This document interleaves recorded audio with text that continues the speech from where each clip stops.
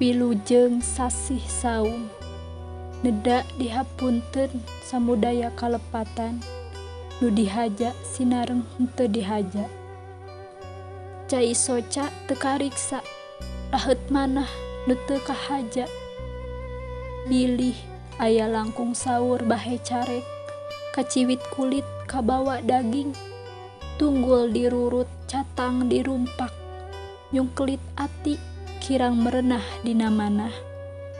Kabadug rasa dina basa, atanapi kasindir sampir pribados.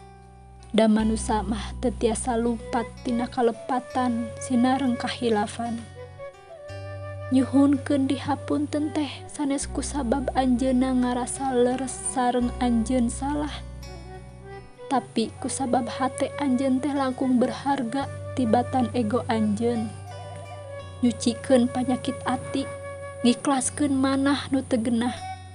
Hayu urang silih hampura, mugi ridho ngahapunten samudaya kalepatan, mugia ibadah urang salawasna aya dina kamulyaan. Jati diri nu suci, rasa jiwa anu tanpa noda. Mugia sing ngajadikeun disarengan ku iman sareng takwa anu antukna nunda kanyaah, nyimpen kadeudeuh silih hampura ka papada jalma. Aturan ti tiang rahajeng mayunan sasih Ramadan. Marhaban ya Ramadan, wilujeng ngalaksanakeun ibadah puasa.